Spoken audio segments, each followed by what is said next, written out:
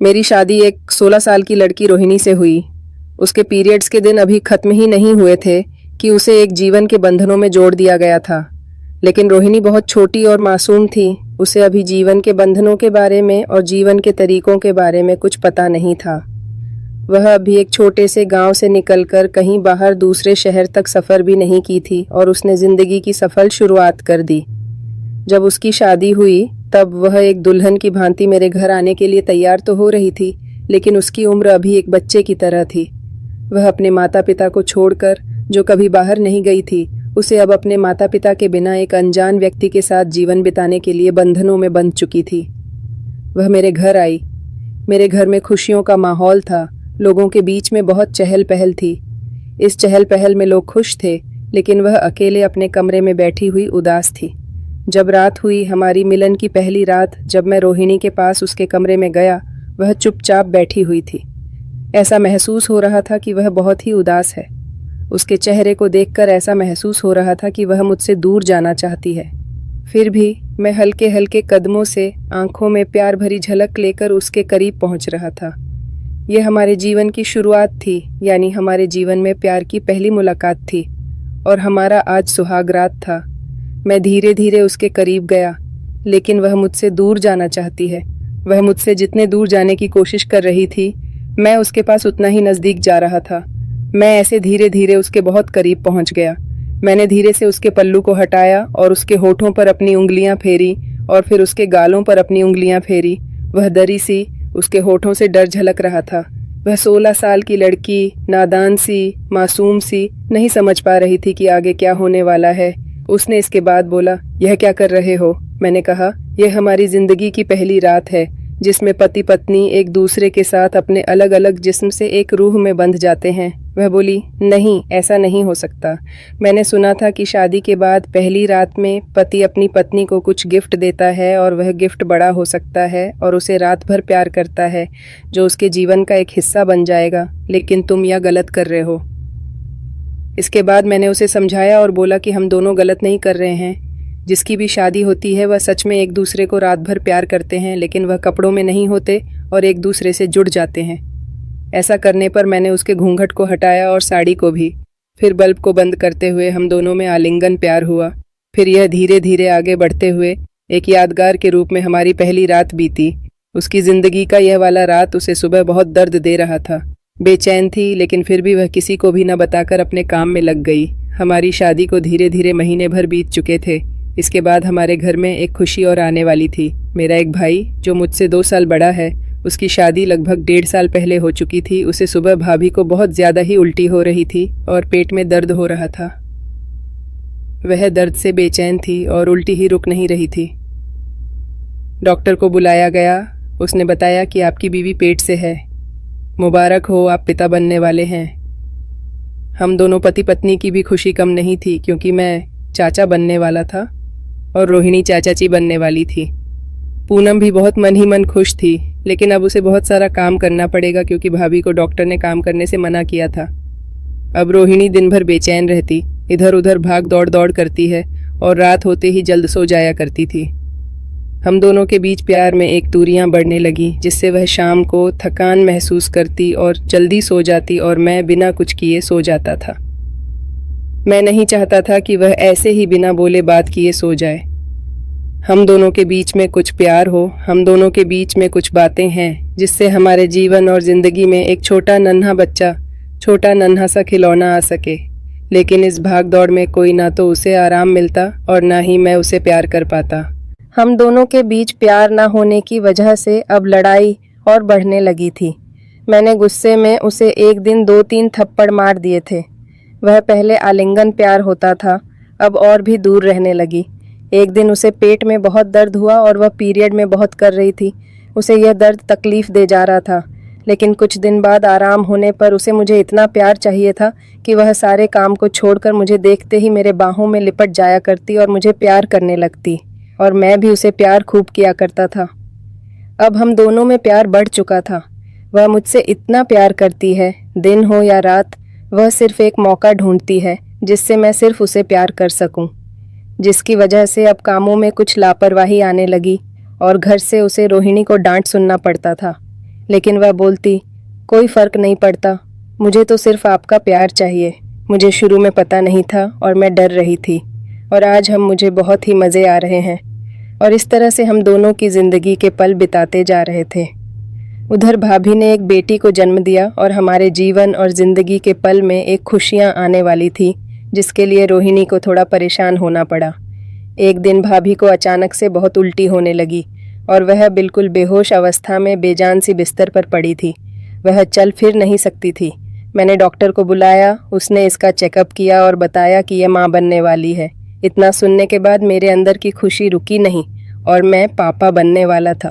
इस वजह से मैं मस्त मग्न होकर झूम रहा था। और जब उसकी तबीयत ठीक होने के बाद मैंने उसे गले लगाया और उसे रात में नहीं सोया, और मेरे साथ रोहिणी भी पूरी रात जागती रह गई और सुबह हम दोनों बहुत खुश नज़र आ रहे थे। और उधर भैया की बेटी होने पर भैया ने हमें तोहफे में एक उपहार दिया।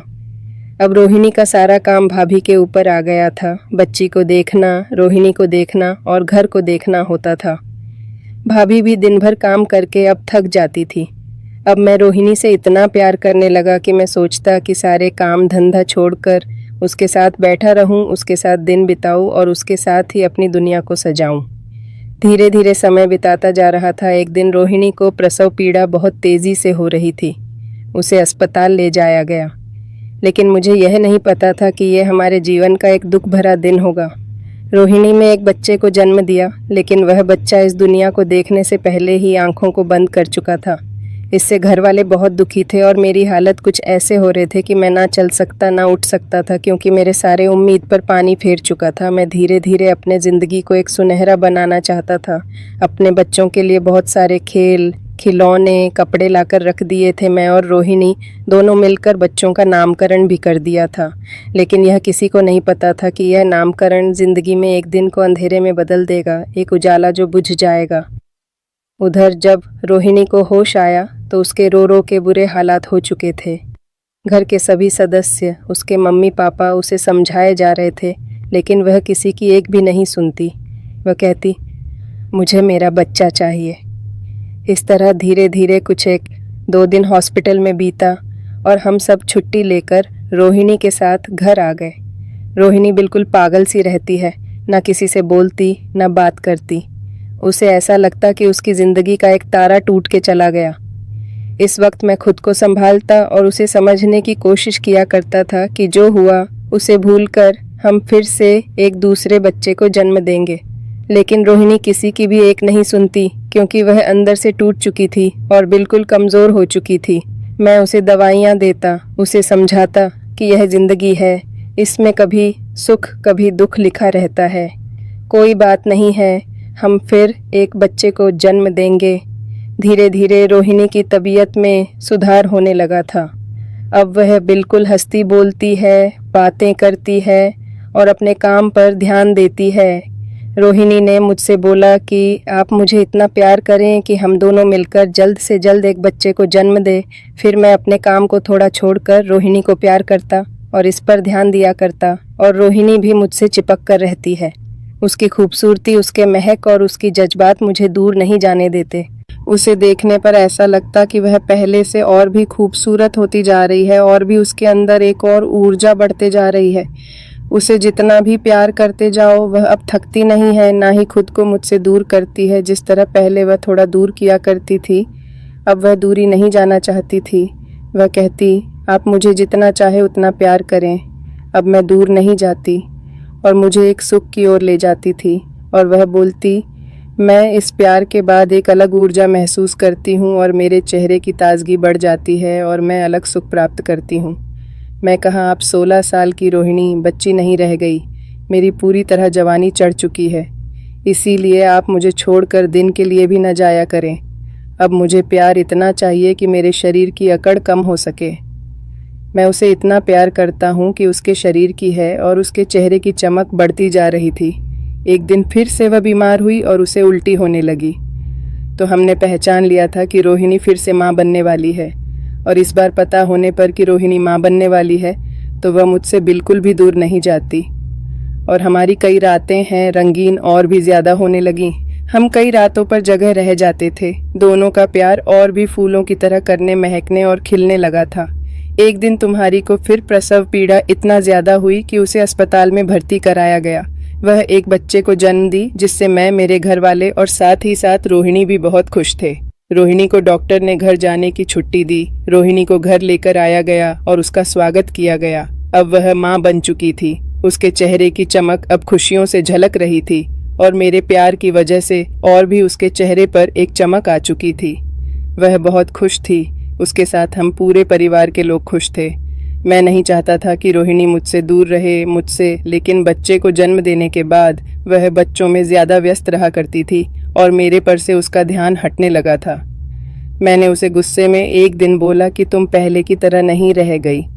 तब बिल्कुल भी मेरे पर ध्यान नहीं देती और बच्चे पर ही सिर्फ ध्यान देती हो, जबकि तुम्हारा प्यार हम दोनों के लिए बराबर होना चाहिए। तो वह भी गुस्सा हो गई और बोली, बच्चों को अगर कभी खिलाया करें तब तो मैं खाली हो सकूं और काम जल्दी से करके आपके पास बैठूं और आप पर ध्यान दूं। हम दोनों में यह तकरार हो गया। दोनों ने 2 दिन के बाद समझा कि हम दोनों गलत थे और मैंने अपनी गलती मानी, रोहिणी ने अपनी गलती मानी। फिर दोनों एक दूसरे के करीब होने लगे हैं और ऐसी ही हमारी ज़िंदगी धीरे धीरे बीतने लगी। हमारा हंसता खेलता परिवार और रोहिणी के साथ हम सब अच्छे से ज़िंदगी को जीने लगे और हमारा बच्चा चिंटू भी धीरे धीरे बड़ा होने लगा था और हम परिवार के साथ खुश थे। ये कहानी आप लोगों को कैसी लगी? आप लोग हमें यह बताएं कि मुझे रोहिणी के साथ पहली रात प्यार से बात करना और समझना चाहिए था। ये मैंने सही किया या गलत किया था? आप लोग कमेंट करके ये बताइए कि जो बाल विवाह राजस्थान, बिहार और मध्य प्रदेश, उत्तर प्रदेश जैसे कुछ राज्यों में होते हैं, उन्हें रोकने के क्या क्या उपाय किए जा सकते हैं और बाल विवाह होने से छोटी लड़कियों को कितनी तकलीफ़ होती है। यह मैंने रोहिणी के बाद विवाह से सीखा कि उसे बहुत तकलीफ़ हो रही है। उसकी विवाह के लिए कुछ वर्षों तक रुक जाना ही चाहिए था। फिर भी जो हुआ उसे टाल नहीं सकता और इस विवाह से खुश था। अगर आपको आज की यह कहानी पसंद आई है तो वीडियो को लाइक करिए, अपने दोस्तों के साथ शेयर कीजिए और हाँ, अगर आपने अभी तक चैनल को सब्सक्राइब नहीं किया है तो चैनल को सब्सक्राइब करें, जिससे हम आपके सामने ऐसे ही जीवन से जुड़े कहानियों को ला सकें और आपको दिलचस्प कहानी सुना सकें। तो दोस्तों, आप मुझ पर सदा अपना प्यार बनाए रखें। वीडियो को लाइक करें, दोस्तों के साथ शेयर करें और चैनल को सब्सक्राइब करें। आप सभी को मेरा प्यार भरा नमस्ते।